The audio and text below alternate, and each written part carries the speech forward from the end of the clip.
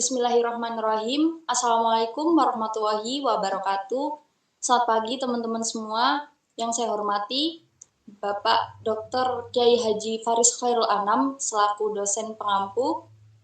Kami dari kelompok 1 yang beranggotakan saya Deswita Lok Maharani sebagai moderator dan rekan-rekan saya yang bernama Amelia Setiawati, Sylvia Putri Margareta, Yuriske Okta, dan Zenira Farelina yang akan mempresentasikan hasil diskusi kami yang berjudul Manusia dan Tantangan Hidup di Dunia.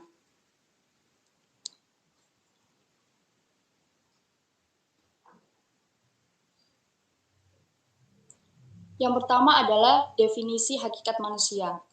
Hakikat manusia adalah seperangkat gagasan atau konsep yang mendasar tentang manusia dan makna eksistensi manusia di dunia. Hakikat manusia yang utama adalah sebagai hamba atau abdi Allah Subhanahu wa Ta'ala.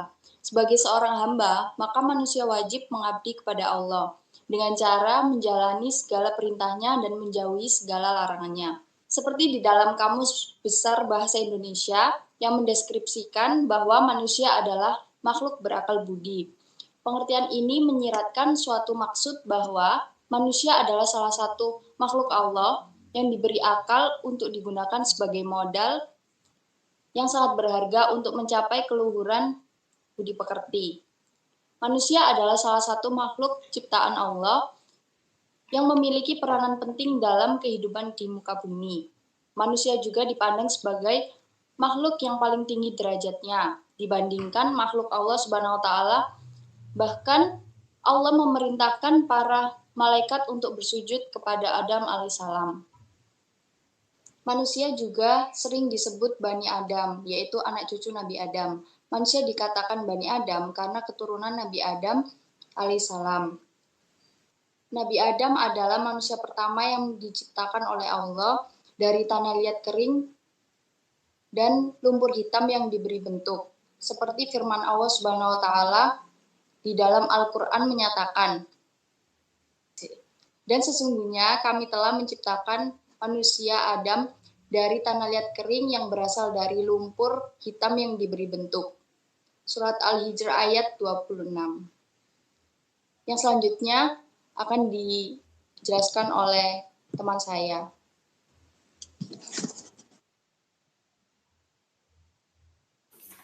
Baik, materi selanjutnya adalah aspek yang mempengaruhi perilaku manusia. Yang pertama, potensi diri. Potensi diri merupakan kemampuan yang dimiliki oleh seseorang individu yang tertanam dalam dirinya. Aspek potensi diri terbagi menjadi 2, yaitu potensi positif dan potensi negatif. Potensi positif yang pertama, yaitu manusia memiliki fitrah beragama tauhid, yakni bertuhan hanya kepada Allah dan mengesahkan Allah. Kemudian yang kedua, manusia diciptakan dalam keadaan sebaik-baiknya. Seperti yang tercantum dalam Quran Surat At-Tin ayat 4, yang berarti sesungguhnya kami telah menciptakan manusia dalam bentuk yang sebaik-baiknya. Hal ini bermakna bahwa manusia diciptakan dengan sebaik-baik rupa, bisa berdiri tegap, anggota badannya elastis dan fleksibel.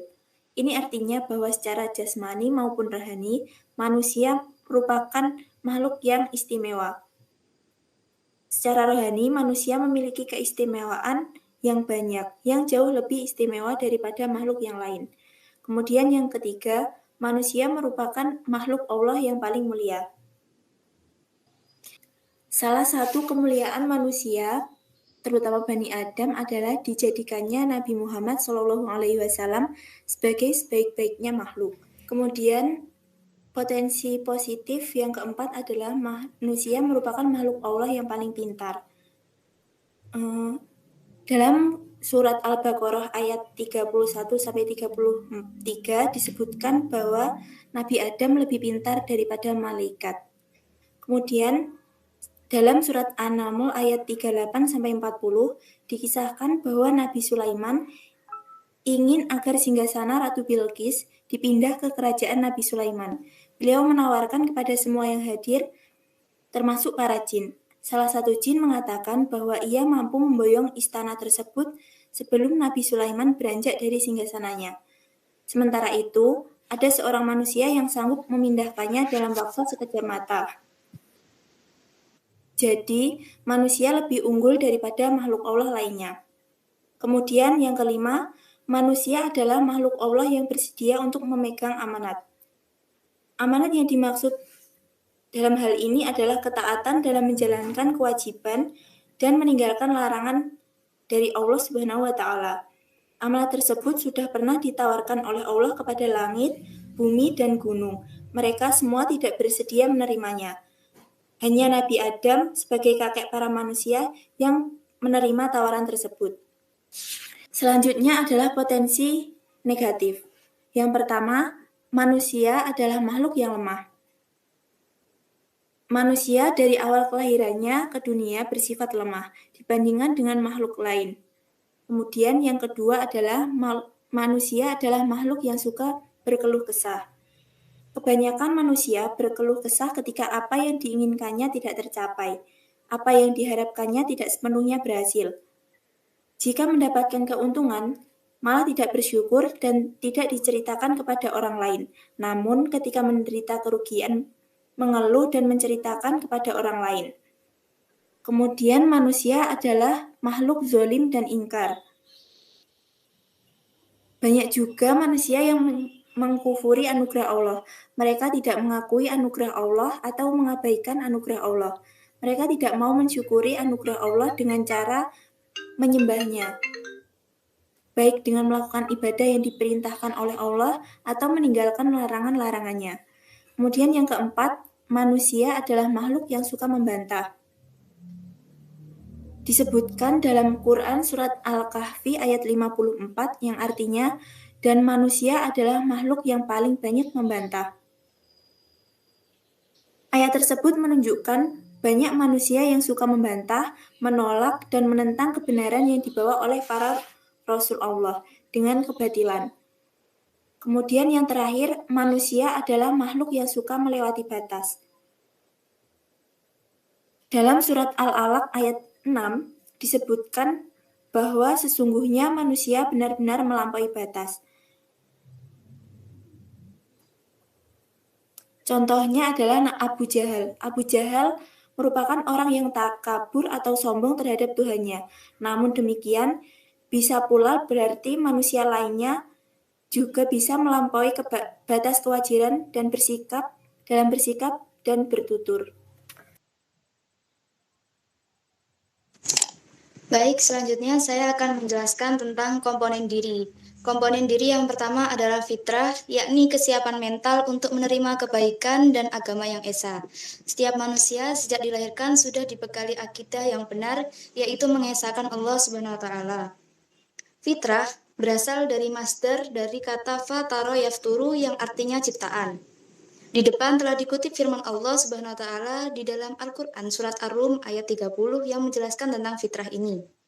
Syekh Ali As-Sabuni di dalam menafsirkan ayat tersebut mengutip hadis sahih yang menyatakan kullu mauludin yuladu 'alal fitrati fa abawahu yuhawwidanihi aw yunassiranihi aw yumajjisanihi. Yang artinya setiap anak dilahirkan dalam keadaan fitrah, yaitu orang tuanya yang menjadikannya Yahudi, Nasrani atau Majusi. Hadis riwayat Bukhari juz 2 halaman 125.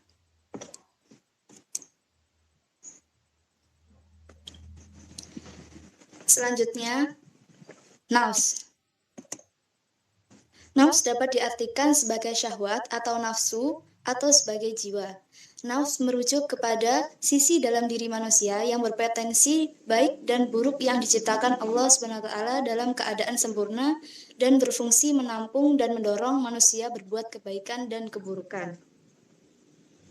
Dengan adanya akal atau nafs yang dimiliki, manusia berpotensi melakukan kebajikan dan kejahatan. Sedangkan malaikat yang tidak memiliki nafs, maka hanya kebajikan yang dilakukannya. Binatang itu memiliki jasad dan nafs, tidak memiliki akal. Oleh karena itu, binatang cenderung melakukan kejahatan. Menurut Imam Al-Ghazali, derajat manusia itu di antara malaikat dan binatang. Kalau manusia bisa mengalahkan hawa nafsunya, maka ia akan naik derajatnya melebihi malaikat. Sebaliknya, jika ia dikalahkan oleh hawa nafsunya, maka ia akan turun derajatnya seperti binatang, bahkan lebih hina daripada binatang.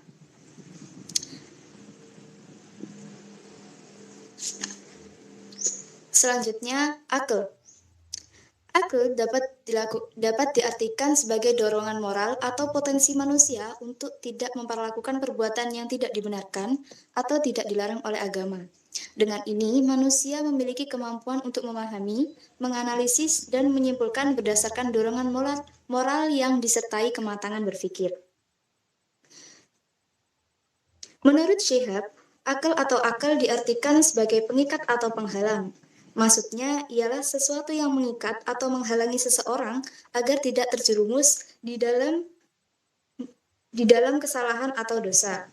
Dengan daya ini, manusia memiliki kemampuan untuk memahami, menganalisis, dan menyimpulkan berdasarkan dorongan moral yang disertai kematangan berpikir.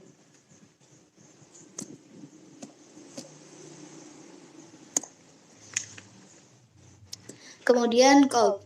Qalb bermakna membalik, karena seringkali berbolak-balik. Dengan demikian, qalb berpotensi tidak konsisten, ada yang baik, ada pula yang sebaik-baiknya.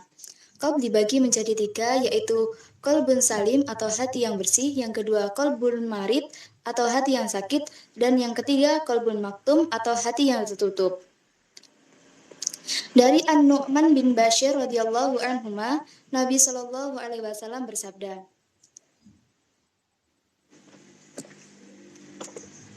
"Ala wa inna fil jasadi mudghatan idza salahat salahal jasadu kulluhu wa idza fasadat fasadal jasadu kulluhu ala wa hiya qalb." Yang artinya, ingatlah bahwa di dalam jasad itu ada segumpal daging. Jika ia baik, maka baik pula seluruh jasad. Jika ia rusak, maka rusak pula seluruh jasad. Ketahuilah bahwa ia adalah qalb atau hati.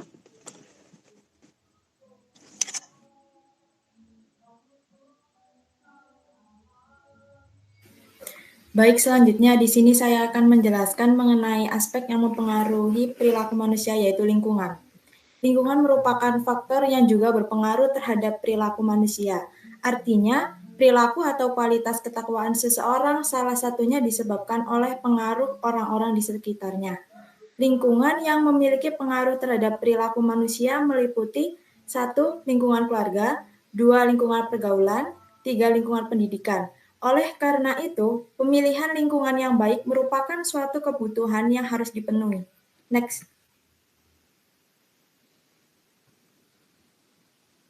Baik, selanjutnya adalah ikhtiar manusia.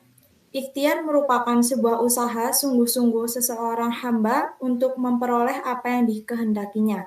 Allah Subhanahu wa Ta'ala berfirman dalam Quran Surat Hud ayat 6, "Dan tidak ada suatu binatang melata pun di bumi, melainkan Allah lah yang memberi rizkinya. Dan Dia mengetahui tempat berdiam binatang itu dan tempat penyimpanannya. Semuanya tertulis dalam kitab yang tanya." Ayat tersebut menyiratkan bahwa untuk memperoleh rizki manusia sebagai makhluk yang berakal harus lebih banyak dan lebih baik dalam berikhtiar memenuhi segala kebutuhannya daripada binatang yang tidak berakal. Selain itu, usaha manusia harus disertai dengan doa. Selanjutnya saya akan membahas mengenai kedudukan dan tujuan penciptaan manusia. Ada 2 kedudukan penting yang diberikan oleh Allah Subhanahu wa Ta'ala kepada umat manusia, yaitu sebagai hamba Allah Subhanahu wa Ta'ala dan sebagai khalifah Allah Subhanahu wa Ta'ala. Sebagai hamba Allah, manusia memiliki tugas untuk beribadah kepadanya. Selain itu, ada juga perintah sholat untuk mengingat Allah Subhanahu wa Ta'ala. Seperti dalam firman-Nya terdapat pada Quran Surat Thaha ayat 14. Ibadah banyak macamnya, baik yang mahdoh maupun yang ghairu mahdoh. Sholat merupakan ibadah yang penting dan bahkan sebagai tiang agama. Seringkali orang yang banyak melakukan sholat dan zikir disebut dengan abid atau yang banyak ibadahnya. Sebagai khalifah Allah Subhanahu wa taala, manusia memiliki tugas untuk mewujudkan kemakmuran di muka bumi. Hubungan kedudukan kedua manusia tersebut bersifat umum dan khusus serta saling berkaitan. Manusia mempunyai potensi melampaui kedudukan semula. Mereka bisa naik ke kedudukan yang sama atau bahkan lebih tinggi dari malaikat. Hal itu terjadi apabila manusia bisa mengalahkan hawa nafsunya. Sedangkan tugas manusia sebagai khalifah antara lain sudah tercantum dalam firman Allah dalam Quran Surat Syad ayat 26. Dalam Quran Surat Syad ayat 26, Nabi Dawud ditugaskan untuk menjalankan hukum dengan benar di antara umatnya dan dilarang mengikuti hawa nafsu. Hubungan kedua kedudukan manusia tersebut bersifat umum dan khusus. Kedudukan khalifah masuk dalam kedudukan hamba Allah, dan karena itu jika posisi hamba Allah di dalamnya ada malaikat, maka yang ada dalam khalifah Allah hanyalah manusia. Next. Selanjutnya merupakan ikhtiar merealisasikan tugas hidup manusia. Khalifah merupakan amanat langsung dari Allah Subhanahu wa taala atas manusia. Hal tersebut dilakukan dalam konteks ibadah kepadanya. Dalam mengemban amanat sebagai khalifah, manusia harus yang pertama berilmu yang memadai. Yang kedua, mempraktikkan ilmunya untuk kemakmuran bersama. Sebagai khalifah, ulama mengelompokkan manusia menjadi 4 golongan dengan tugasnya masing-masing, yaitu ulama, umara, ahniya, dan fuqara. Yang ketiga, yaitu menjaga niat dalam memakmurkan bumi ini hanya karena Allah lillahi ta'ala, tidak karena ingin menjadi orang terpandang, tidak untuk mencari keuntungan duniawi, melainkan agar bisa menjadi manusia yang selalu mensucikan Allah. Yang keempat adalah berdoa. Doa adalah senjata bagi orang-orang beriman. Doa adalah permohonan seorang hamba kepada Allah. Yang kelima yaitu menjaga hati. Hati harus dijaga agar tetap bersih dari sifat-sifat tercela dan harus dihiasi dengan sifat-sifat terpuji, dan selanjutnya diarahkan untuk selalu menatap kebaikan.